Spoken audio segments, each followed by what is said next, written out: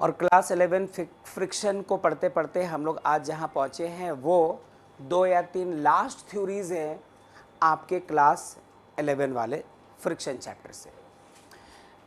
आपसे कहना चाहता हूँ कि 2 थ्योरीज आपको डायरेक्टली मिलेंगे। आज के क्लास का मकसद समझना, आज के क्लास से आपको 2 फायदे होंगे। एटलीस्ट 2 या 3 VVI क्वेश्चंस मिलेंगे जो क्लास 11 के स्कूल लेवल एग्ज़ाम्स के लिए important, not very very important, important बोल सकते हैं। अक्सर इनको पूछ लिया जाता है, जो अभी मैं करवाऊंगा वो पूछ लेते और स्टूडेंट्स ध्यान नहीं देते कि चलो ये तो बस लास्ट का एक टेल पार्ट था वो करवा दिया गया, तो उसके हिसाब से इसको ध्यान रखना। दूसरा, जो कुछ आज हम लोग इस थ्योरी में पढ़ रहे हैं इसी पर बेस्ड फ्रिक्शन के न्यूमेरिकल्स बनेंगे। बस समझ लो कि फ्रिक्शन चैप्टर के न्यूमेरिकल्स में भी हम लोगों को फ्री बॉडी डायग्राम्स बनाने की ज़रूरत पड़ेगी और कभी एक्सेलरेशन निकालना होगा, कभी वर्क डन निकालना होगा। हालांकि वर्क एनर्जी एंड पावर आप तो इसके बाद सर्कुलर मोशन के बाद पढ़ेंगे, लेकिन उसकी ज़रूरत यहाँ पे आ जाती है बच्चों। मेरे पास 2 रास्ते कि अभी छोड़ ही दिया जाए इसको या फिर इसको पढ़ा दिया जाए, क्योंकि वर्क डन का जितना इंट्रो चाहिए वो है आपके पास क्लास 9 से ही। तो सिर्फ एक फॉर्मूला देख लेंगे तो काम हो जाएगा। ज़रा ध्यान से सुनना, इस टॉपिक का नाम क्या है, इसका हेडिंग क्या देंगे, इस टॉपिक से जुड़े हुए क्वेश्चंस वो लोग कैसे करेंगे, वो लास्ट में हेडिंग दिलवाऊंगा। पहले आप समझो एक नॉर्मल सा केस आपके सामने रखा है और उस पर्टिकुलर केस में आप बॉडी पे लगने वाले जो डिफरेंट फोर्सेस हैं FBD के जरिए वो आप दिखाना चाहते हो और जो इक्वेशंस मिलेंगे उनको डिस्कस करना चाहते हो। ठीक है, सुनना ज़रा सुनना। जैसे ये कंप्लीट होगा थ्योरी, मैं एक हेडिंग लगवाऊंगा, उसके पहले ऐसा समझो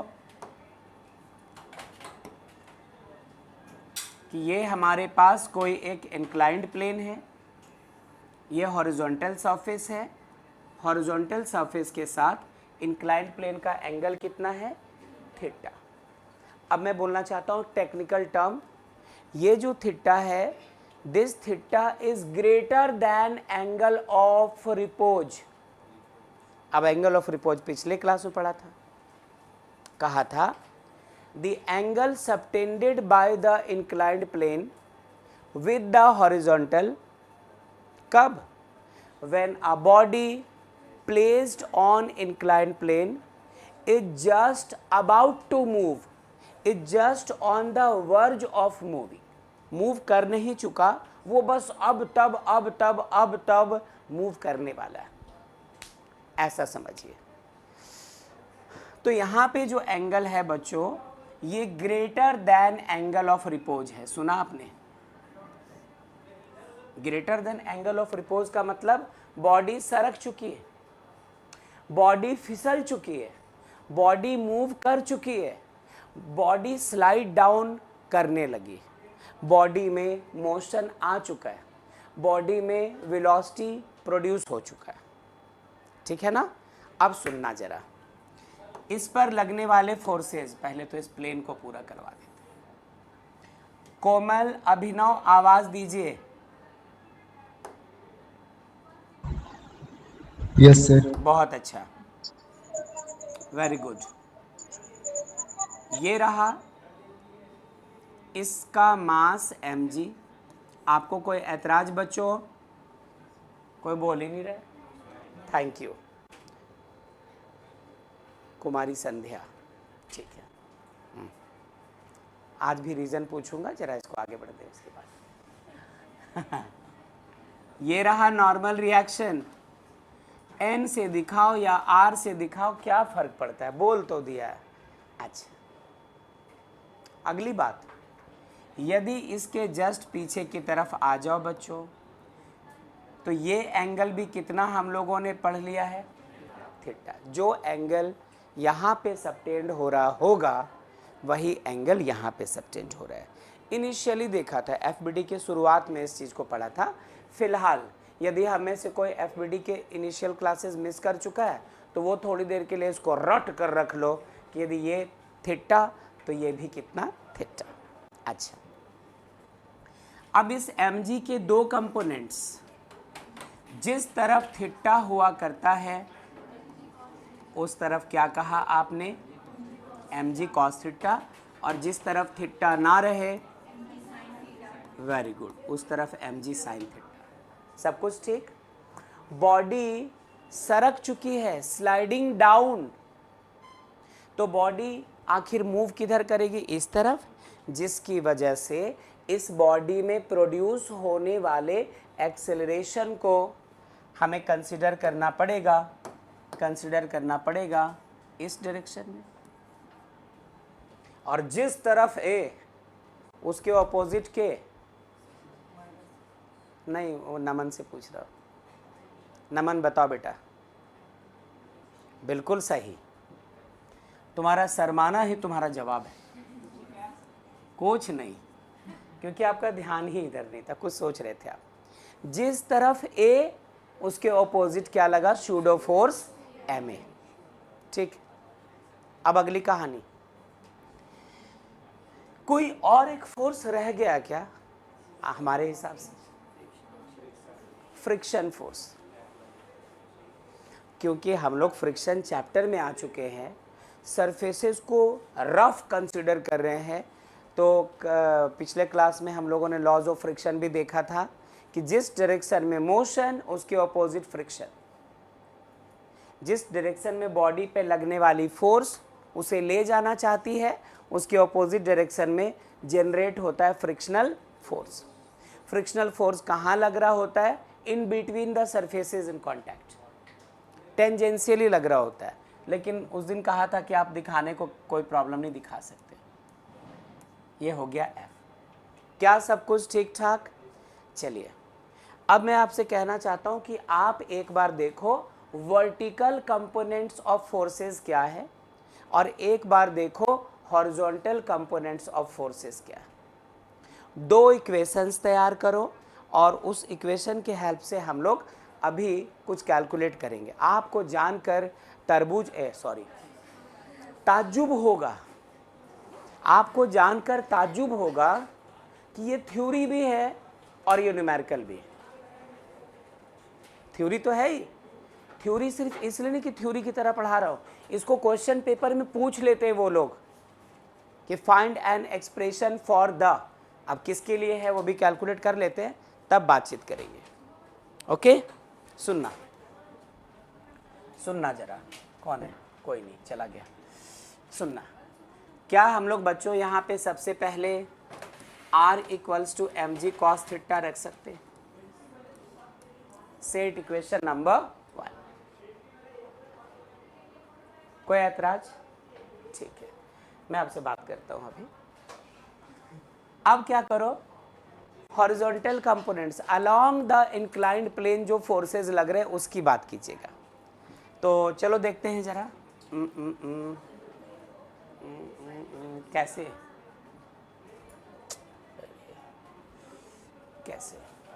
ये तो वर्टिकल कंपोनेंट्स है ना,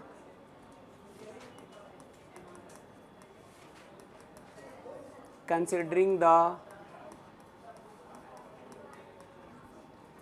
वर्टिकल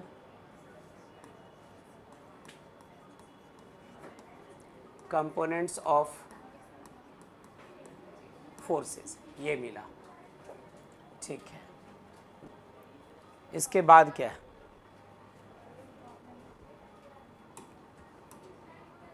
चलो now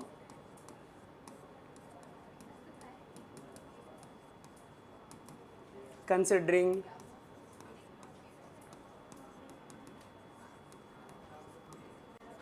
the horizontal components, considering the horizontal components क्या हो जाएगा, इस तरफ आप ले लो फ्रिक्शनल फोर्स F, इसकी मदद करने कौन आ रहा है, सूडो फोर्स Ma, और इसके अगेंस्ट कौन सा फोर्स लग रहा है, mg sin थीटा। बोलिएगा क्या ये लग रहा है? कहीं इस ए को हम लोग कोई फोर्स तो नहीं कह सकते, इसलिए ए को कंसिडर ही नहीं करना है। मुकेश चलो यहां से ऐसा करो, एम ए यहीं रहने दो बच्चों, एम जी साइन थीटा और प्लस फ्रिक्शनल फोर्स को इधर ले आओ, माइनस फ्रिक्शनल फोर्स। बहुत अच्छा आकर उत्कर्ष, ठीक है। M G sine theta minus, एक चीज लिखने वाला हूं, F equals to mu R. कैसे, कब, कहां, क्यों? अरे लॉज ऑफ फ्रिक्शन, पिछले क्लास में ही तो हम लोगों ने इस चीज को पढ़ा था। आप एक बार पेजेस टर्न करके देख सकते हो कि force of friction is directly proportional to normal reaction. Turn कीजिए पेज, आपको दिखेगा F proportional to R, F equals to क्या मिल पाएगा, म्यू आर। म्यू को कहा था कोएफिशिएंट ऑफ फ्रिक्शन, ऐसा कहा था। थोड़ा और ठहरो बच्चों, M A equals to M G sine theta minus mu. इस आर के जगह क्या हम लोग एम जी कॉस थीटा लिख सकते हैं? लिख सकते हैं, लिख सकते हैं।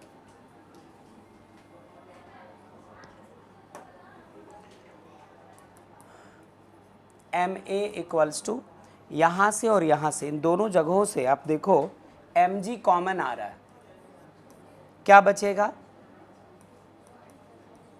Sign theta, sorry m g, हाँ एम जी आ रहा है, sine theta minus mu cos theta. M से m cancelled, a equals to g times sine theta minus mu cos theta. चूंकि मैंने कोई हेडिंग नहीं दिलवाया था, इसलिए पता तो था नहीं कि कैलकुलेट क्या करना, यही करना था। मेरी बात सुनना, ये अपने आप में एक न्यूमेरिकल प्रॉब्लम है, जिसको पूछते वक्त न्यूमेरिकल प्रॉब्लम करेगा क्या, आपको बॉडी की मास बता दी जाएगी, आपको सरफेस का म्यू बता दिया जाएगा, कोएफिशिएंट ऑफ फ्रिक्शन, है ना, और आपको पता है जी तो फ्री फंड का मिल जाएगा, ये एंगल बता दिया जाएगा। आपसे कह देगा बताओ बॉडी किस एक्सेलरेशन से नीचे की तरफ स्लाइड करेगी, ऐसा पूछ दिया जाएगा। और एग्जाम के थ्योरी पेपर में ये क्वेश्चन कैसे पूछा जाएगा, आपसे कह देगा कि find an expression for the acceleration of a body sliding down an inclined plane. आहा, sliding down a rough inclined plane, rough होगा तभी तो फ्रिक्शन आएगा, ऐसी बात कर दी जाएगी। और आप इतना करके दिखा दोगे, इसके बदले उनको जो ठीक लगेगा वो मार्क्स आपको देंगे बेटा, उनको जो ठीक लगेगा, पढ़े लिखे लोग होते हैं, अच्छा सा मार्क्स आपके लिए कुछ वो आपको देंगे इसके बदले। तो फिलहाल मुझे आपसे कहना क्या है, जो बच्चे ऑनलाइन है एक बार आवाज़ दीजिए please. Yes sir. Very good, बहुत अच्छा, बहुत अच्छा। तो ये जो थ्योरी है ये है क्या, acceleration of a body sliding down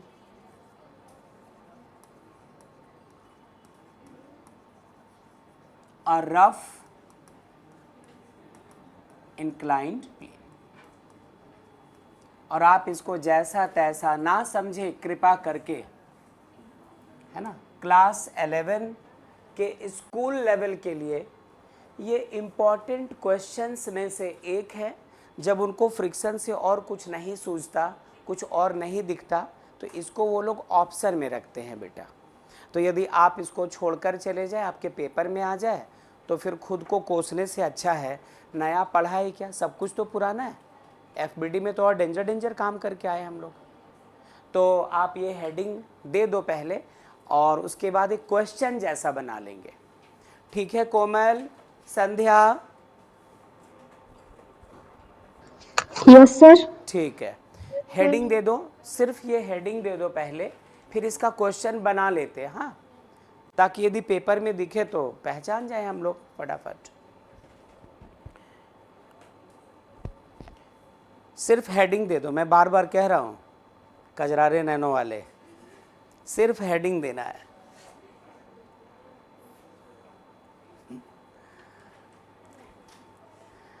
दे दिया हेडिंग? ठीक है, क्वेश्चन बनाइएगा। हिमांशु, प्रियांशु, क्वेश्चन।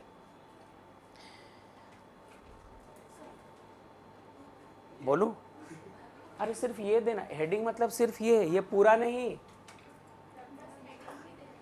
तो 3 घंटे हो गए बेटा, गुड आफ्टरनून, 3 घंटे तो और क्या। लिखना question, find an expression, find an expression for the acceleration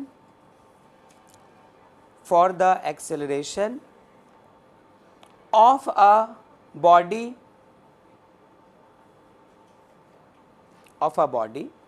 sliding down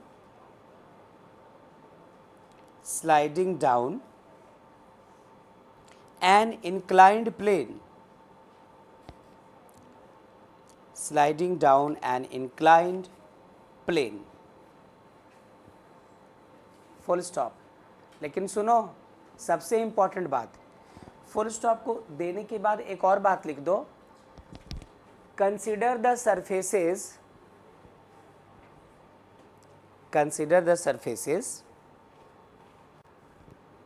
such that the coefficient of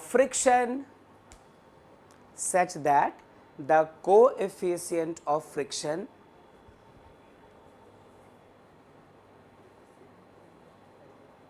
in between B mu,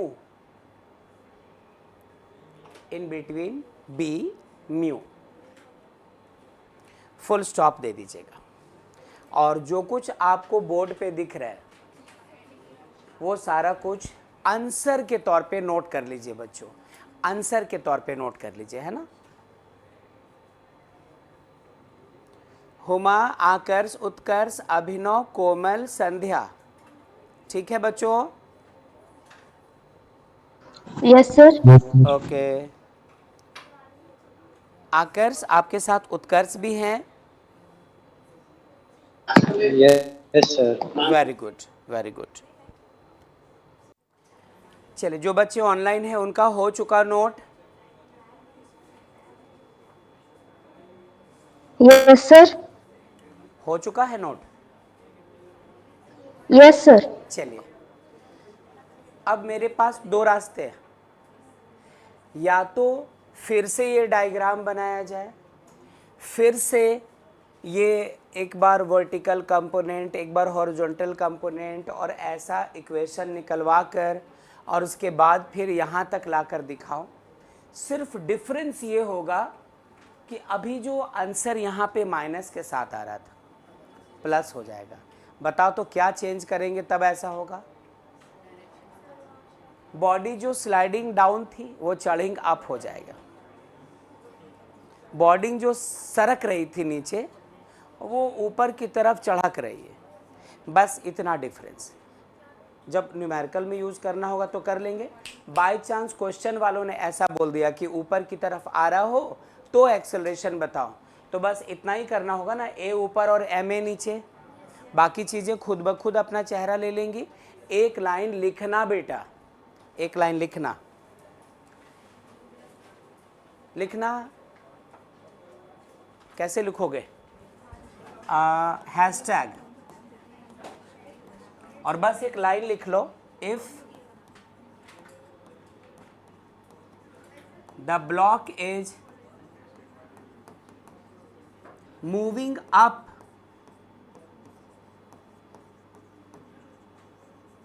the rough inclined plane, then a का एक्सप्रेशन सब कुछ वैसा, g times sine theta plus mu cos theta. ये पहला hashtag है, ठीक है। अच्छा, स्पेशल केस समझ लो।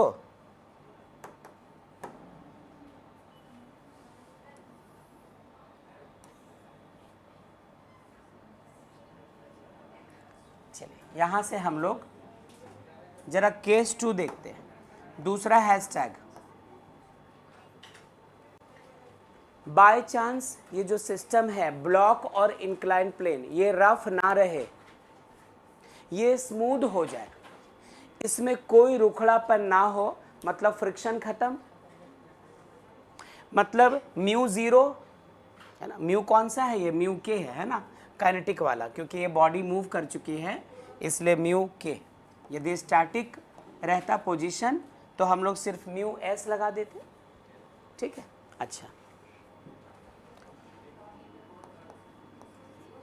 If the block and the inclined plane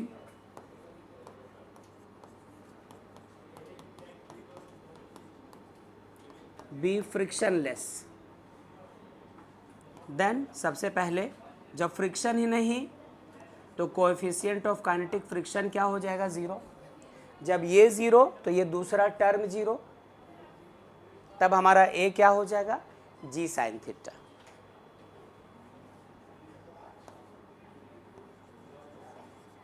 and a equals to g sine theta. ये इसका दूसरा स्पेशल केस, ठीक है। थोड़ा सा ठहरना। तीसरा, यदि एंगल ऑफ इंक्लिनेशन 90 हो जाए, ये जो एंगल है इसमें आप इस प्लेन को उठाते उठाते उठाते उठाते बिल्कुल ऐसा कर दे, बिल्कुल ऐसा, तब क्या होगा, ये डायरेक्टली नीचे गिरेगा। थीटा 90 यदि इसमें पुट कर दो तब ए कैसा होगा बच्चों, a equals to g sine 90 degree plus या माइनस जो करना है, माइनस वाला आया था, minus mu cos 90, sine 90 degree 1 minus cos 90 0 होता है, इसलिए दूसरा टुकड़ा 0। तो a इक्वल्स टू क्या मिलेगा हमें, ये 3 केसेस, ठीक है। इसमें कुछ बड़ी बात नहीं थी, किसी ने कहा फिर से बताने के लिए, यदि ब्लॉक और इंक्लाइंड प्लेन फ्रिक्शनलेस हो जाए, तो जब फ्रिक्शनलेस हो जाएगा फ्रिक्शनल फोर्स ही नहीं लगेगा, F equal to mu R वाला जो म्यू है वो भी तो खत्म हो जाएगा। तो दैट्स वाई इस म्यू के जगह हम लोग 0 बिठा देंगे, तो ये दूसरा टुकड़ा तो बिल्कुल ख़त्म, यहाँ पर हो या फिर यहाँ पे हो, तो जी के साथ सिर्फ क्या बचेगा, साइन थीटा, ठीक है। कर लीजिए इसको नोट बच्चों, इसको नोट कर लीजिए फटाफट। कोमल, हुमा, संध्या कर चुके नोट, यस सर। ठीक है। आकर्ष, उत्कर्ष, अभिनव हो चुका नोट, यस सर। ठीक है। चलो देखिए,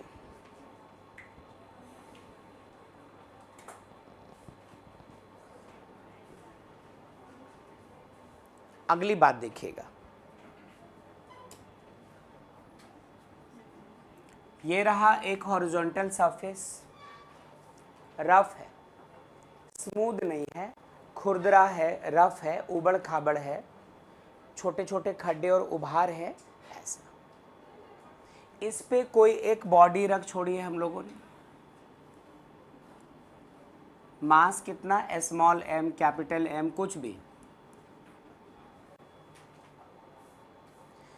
और हम तुम स्पेशली इस पर कुछ फोर्स अप्लाई करके लेफ्ट से राइट ले जाना चाहते हैं। मुकेश ध्यान दीजिएगा, इस बॉडी पे कुछ फोर्स अप्लाई करके इसे लेफ्ट से राइट ले जाना चाहते हैं। ये रहा अप्लाइड फोर्स F, ठीक है। जैसे इस बॉडी को आप इधर ले जाना चाहोगे, यहां पे इन बिटवीन द सरफेसेस क्या प्रोड्यूस हो जाएगा? Force of friction.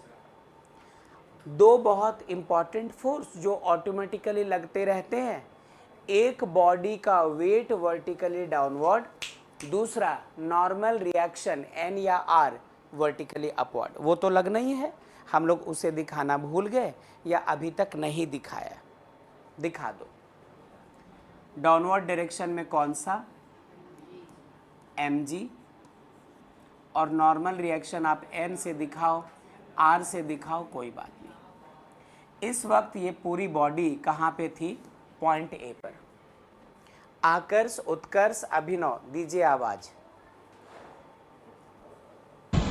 Yes sir. Good. तो फिर संध्या और हुमा और कोमल, यस सर। गुड।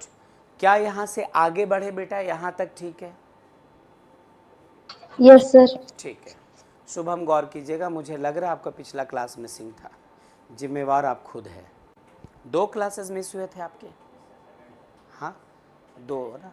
तो क्या कोई ऐसी क्लास थी जो जानबूझ के मिस हुआ? दोनों अनजाने में हुआ?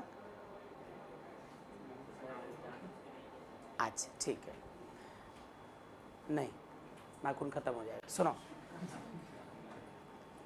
यही बॉडी अब यहाँ पहुँच गई बच्चों। पॉइंट ए से इस फोर्स की वजह से चलते चलते कहाँ पहुँची है? पॉइंट बी पे। अभी भी इसका वेट वर्टिकली डाउनवर्ड mg लग रहा, अभी भी नॉर्मल रिएक्शन R ऊपर की तरफ लग रहा। मे भी कि आपने फोर्स लगाना बंद कर दिया हो, फ्रिक्शनल फोर्स चेंज हो गया हो। 0 तो नहीं बोलोगे, सिर्फ रखी रहती बॉडी तब भी कुछ ना कुछ फ्रिक्शनल फोर्स लग रहा होता है। एंड सपोज कि बॉडी को A से कहाँ तक लाए हो आप? B तक, और A से B तक का जो डिस्प्लेसमेंट है दैट इज S। यहाँ से यहाँ तक का डिस्प्लेसमेंट क्या है? S। पॉइंट A से पॉइंट B तक का डिस्प्लेसमेंट S। बोलिए जानवी, ठीक है? Okay okay. अभी तक ठीक? आवाज दीजिए बच्चों जो ऑनलाइन है, ठीक है अभी तक? Yes sir. ओके, सुनना।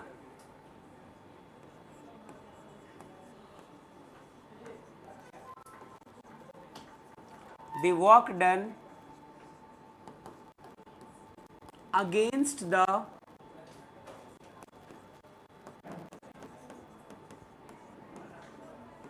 Frictional force. सुनो मेरी बात, अगेंस्ट क्यों लिखा वो सुनना। फ्रिक्शनल फोर्स क्या चाहती है?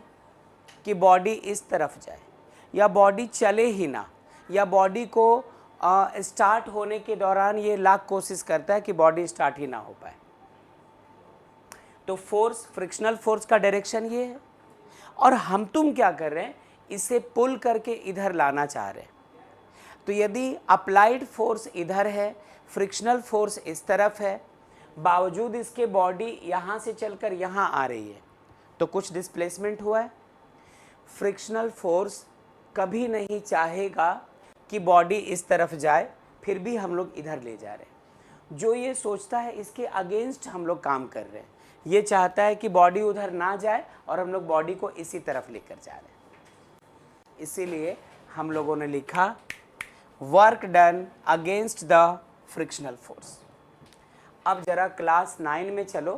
क्लास 9 में भी वर्क एनर्जी पावर का थोड़ा जिक्र था, और क्लास 11 में हम लोग इसको ख़त्म करते ही सर्कुलर मोशन का एक क्लास होगा, 1 से 2 क्लासेस होंगे खत्म, और अगला chapter work energy and power, जिसमें हार्डली मैं 3 क्लासेस लूँगा बच्चों, वो ख़त्म हो चुकेगा। ग्रेविटेशन आपके टर्म 1 का पोर्शन कंप्लीट हो चुकेगा। यदि स्कूल वालों ने एक और चैप्टर नहीं डाला तो डाल देगा तो पढ़ लेंगे, हर्ज क्या है। वर्क डन इक्वल्स टू हुआ करता है फोर्स इनटू डिस्प्लेसमेंट। अभी मैं इतना ही बता रहा हूं। जब वर्क एनर्जी एंड पावर में जाएंगे तो मैं आपको पढ़ा रहा हूँगा the dot product of the force applied on a body and the displacement of the body is called work done. वहाँ पे वेक्टर का जिक्र होगा, dot product cross product vectors में पढ़ा था, तो वहाँ टेक्निकली पढ़ेंगे।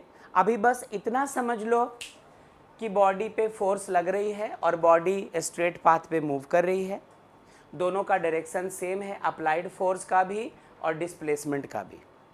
या यदि आपने लिखा work done against the frictional force तो भी एक ही लाइन पे बात हो रही है, इसलिए मैं यहाँ पे डॉट प्रोडक्ट वगैरह की बात फिलहाल नहीं कर रहा हूँ।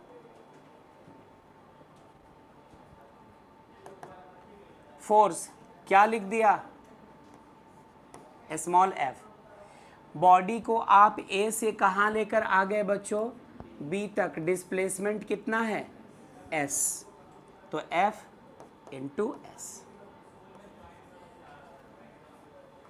ऐतराज कोई? वर्क डन इक्वल्स टू, याद तो होगा आपको, याद तो होगा कि एफ इक्वल्स टू क्या पढ़ा था हम लोगों ने पिछले class, mu R.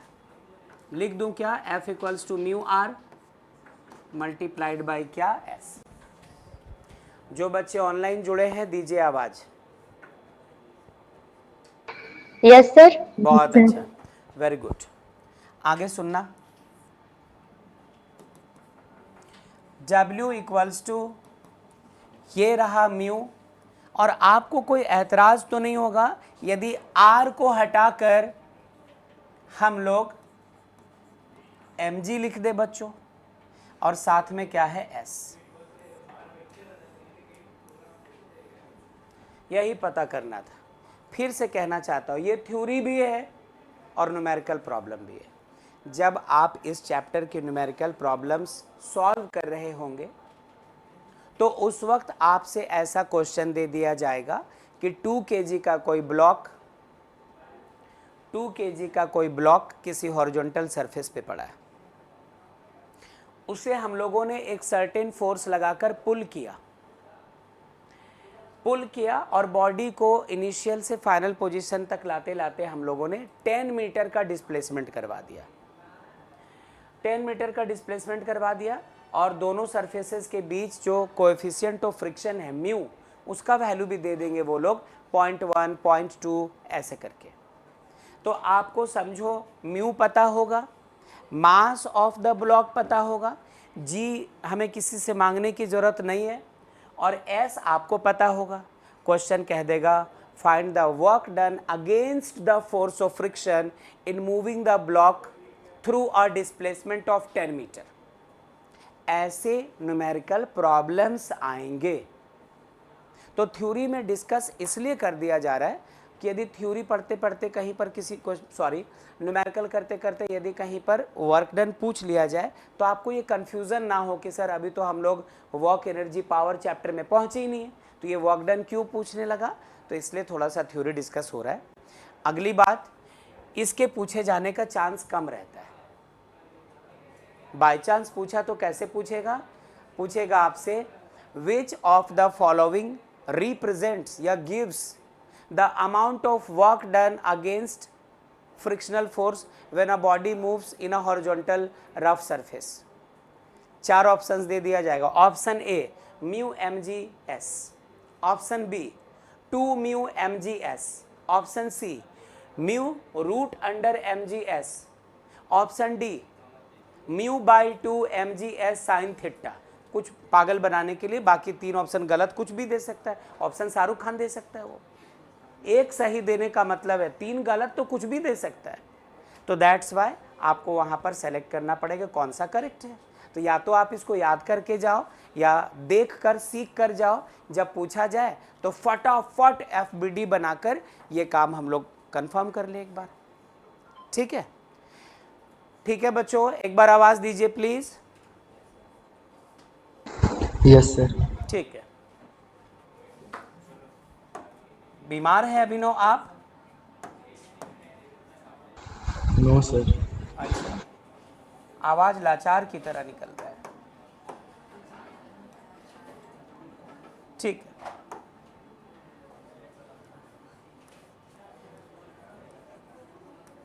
Work done in moving a body on a rough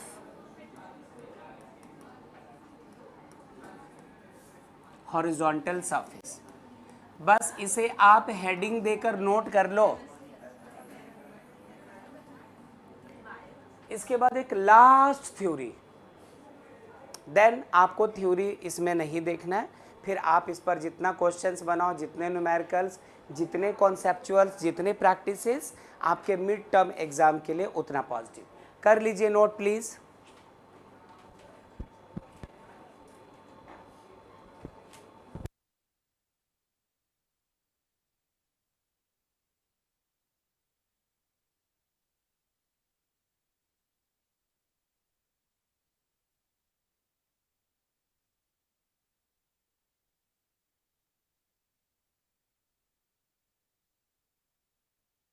note हो गया सबका?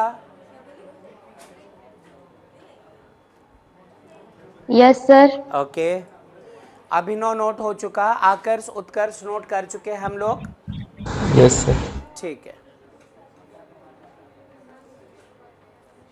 कोमल संध्या कर चुके नोट? Yes sir. ओके, चलिए लास्ट एक और केस है, सिर्फ एक और।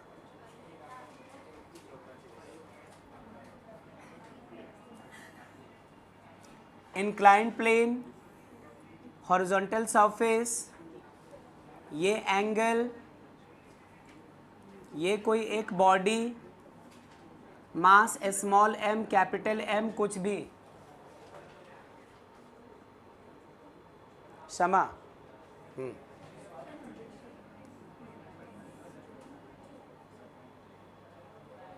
आगे आओ, उठो, आओ पहले, रमन बिठाइए।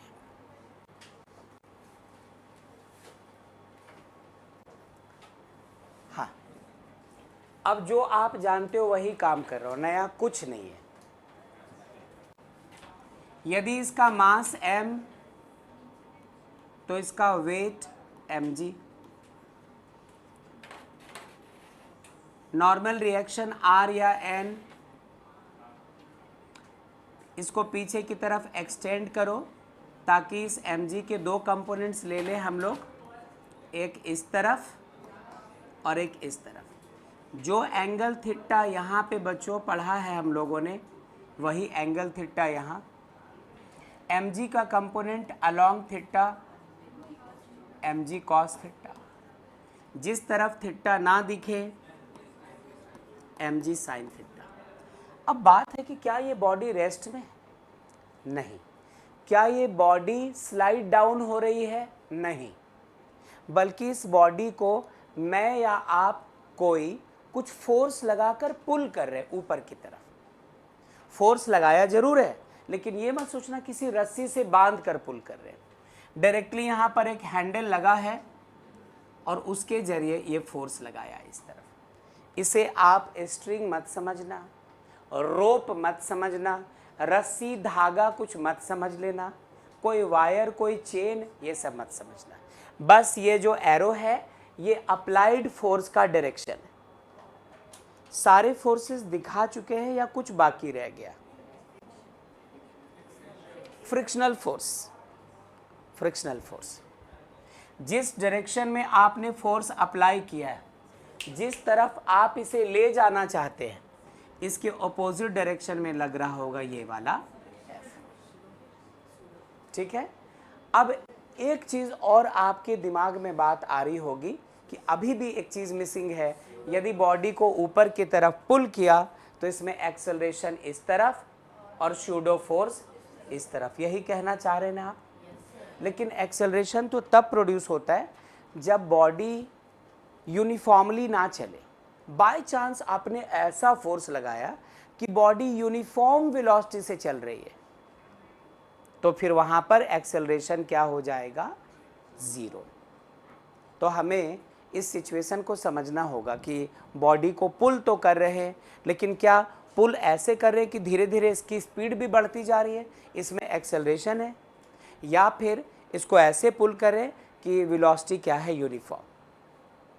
तो एक हेडिंग दे दो ताकि हम लोग इसको आगे प्रोसीड करें। अभी तक तो सब कुछ आपके हिसाब से। हेडिंग देना, वर्क डन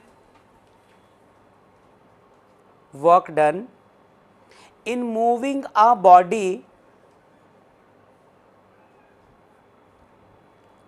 up a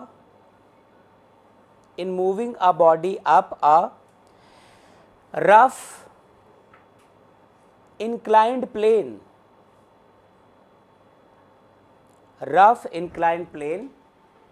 और सबसे इंपॉर्टेंट वर्ड जो फंसा गया था, यूनिफॉर्मली। बस एक्सेलरेशन कुछ है नहीं इसमें। यदि मोशन यूनिफॉर्म है तो ना तो ए होगा ना तो सूडो फोर्स एम ए होगा। तो अब सारी चीज़ यहाँ पे है। अब थोड़ा और ठहरो बेटा, यहाँ दिखा तो दिया है बट इसमें एक छोटा सा चेंज करना है मुझे।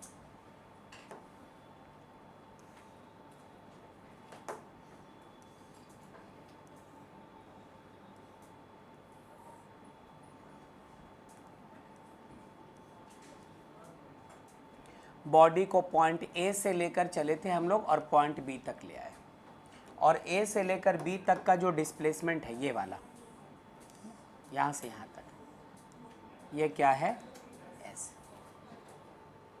अब मेरी बात सुनो, यदि वर्क डन निकालना है मतलब force into displacement, work done का मतलब force into displacement. Work done in moving the body up the rough inclined plane from position A to position B equals to होगा फोर्स इनटू डिस्प्लेसमेंट। कौन सा force, ये वाला, ठीक है। Against the frictional force नहीं, बल्कि work done by the applied force की बात हो रही है।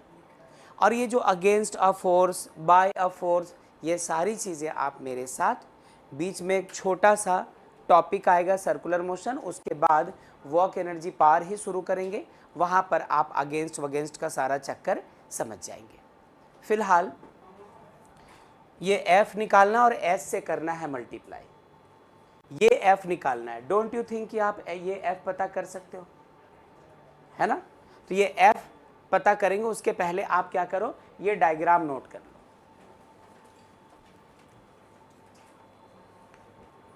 नोट कर लीजिए डायग्राम।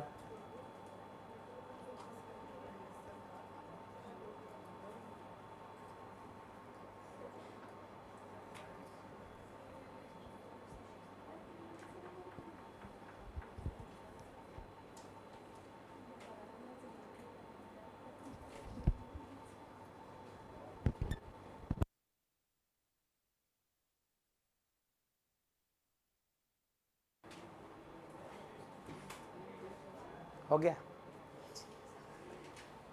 चलो। अकेला फोर्स इस तरफ तो है, F इक्वल्स टू, ये F भी इस तरफ, स्मॉल f, ये mg साइन थीटा भी इस तरफ। क्या आपने ऐसा सोचा बच्चों, F के जगह म्यू टाइम्स r लिख दिया चलेगा, F equal to mu r plus mg sine theta.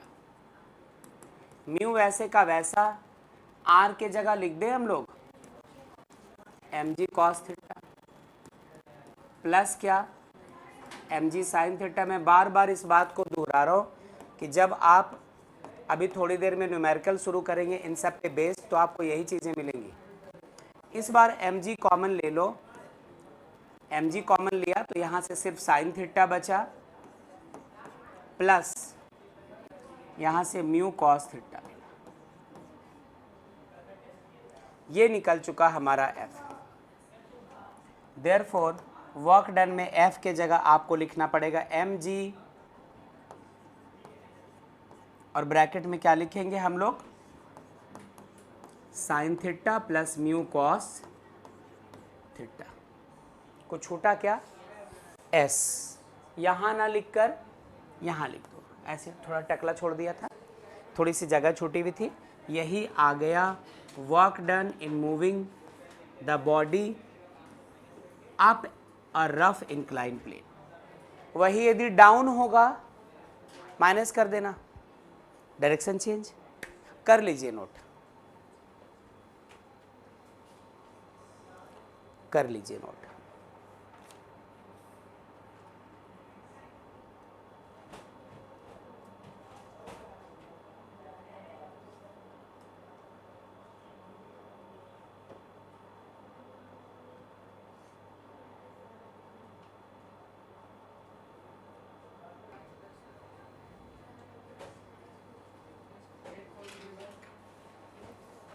Done, क्या नोट हो चुका हम सबका? Yes sir. ठीक है, अब मेरी बात सुनिएगा, ये जो थ्योरी वाला सेक्शन है इसको यही ख़त्म करेंगे हम लोग। इसके अलावा फ्रिक्शन में एक दो चीज़ें जो बचपन में पढ़ा करते थे कि friction is a necessary evil, ये एक ऐसा शैतान है, ऐसा शैतान है जिसकी बहुत ज़रूरत है हमारे लाइफ में। फ्रिक्शन ना हुआ तो हम लोग चल नहीं पाएंगे, फिसल फिसल के गिरते रहेंगे। फ्रिक्शन ना हुआ तो हम तुम अपने हाथों में पेन नहीं पकड़ सकते। फ्रिक्शन ना हुआ तो बोर्ड पे आप चौक से या मार्कर से लिख नहीं सकते। दोनों सरफेसेस में खड्डे और उभार एक दूसरे के साथ ग्रिप बना लेते हैं, तभी तो आपका जो चौक है उसका निशान बोर्ड पे रह जाता है या व्हाइट बोर्ड मार्कर का निशान रह जाता है बोर्ड पे। फ्रिक्शन है तभी तो आप R15 में बैठकर 230 किलोमीटर पर आवर से मूव करते हैं। तो कॉन्फिडेंस कहाँ से आता है? क्योंकि आपको मालूम कि फ्रिक्शन है, स्पीड है तो ब्रेक भी लगेगी। तो स्पीड बढ़ाते वक्त टायर और सड़क के बीच का फ्रिक्शन काम करता है, पकड़ बनाते हैं और स्पीड अप होता है। जब ब्रेक लगा रहे होते तो ब्रेक शू और डिस्क के बीच में फिर फ्रिक्शन होता है जो उसको स्लो डाउन करता है। तो यदि फ्रिक्शन ना हो ना गाड़ी चलेगी, और चल पड़ी तो गाड़ी रुकेगी नहीं आप कहीं और चले जाएंगे, है ना। दुनिया बार बार बदलते रहेंगे हम लोग। और यदि 84 करोड़ जीवन है हर एक जीव का, तो उसको पूरा होने में हम लोग 1.5 साल लगाएंगे, है ना। दिन में 4-5 बार मरेंगे हम लोग, है ना। 7-8 बार जन्म हो जाएगा, हर दिन मल्टीप्लाई करो, फटाफट 84 करोड़ बार जी भी लेंगे, मर भी लेंगे, मोक्ष की प्राप्ति हो जाएगी। खैर चलो, तो एक है friction is necessary evil by, आपको पता है। दूसरा, what are the methods for reducing friction. अब फ्रिक्शन की वजह से प्रॉब्लम भी खड़ी होती है, ब्रेक शू घिस जाते हैं, ब्रेक कमज़ोर होने लगता है। इंजन के जो पार्ट्स हैं वो चलते रहने से आपस में रब होते हैं, घिसते हैं, कमज़ोर होते हैं, उनके पार्टिकल झड़ के गिरते हैं। और आप एक बार आपके बाइक में कुछ खराबी आती है, उसको ओपन करवाते हो तो आपसे रिपेयर करने वाले पर्सन ये कहते हैं कि इसका ये सामान घिस गया है, चेंज करना पड़ेगा। तो नुकसान भी है फ्रिक्शन से, फ़ायदे भी है। लुब्रिकेशन करते हैं, उसमें ऑयल डालते हैं, ग्रीस लगाते हैं ताकि फ्रिक्शन कम हो। कहाँ पे? वैसे पार्ट्स में जिसको चलते रहना है। अब ऐसा कभी मत करना कि ब्रेक में भी तेल डाल देना यदि ब्रेक में भी आपने थोड़ा सा लुब्रिकेशन कर दिया तो फिर आप ब्रेक पर चले जाएंगे, इसलिए उससे भी बचना है। आप खुद ब्रेक ले लेंगे, है ना। ब्रेक लेने का मतलब ज़बरदस्ती नहीं कि प्रो लेवल का ब्रेक हो सकता है, मतलब पाँव टूट गया, हाथ टूट गया, आप ब्रेक लिए हुए हो, है ना, वो पट्टी बंधी है तो वो भी तो ब्रेक होता है। अब हम लोग इसके न्यूमेरिकल प्रॉब्लम्स की बात करेंगे बच्चों। इस वाले सेक्शन को यही रोकते हैं और शुरू करेंगे फिर हम लोग न्यूमेरिकल्स।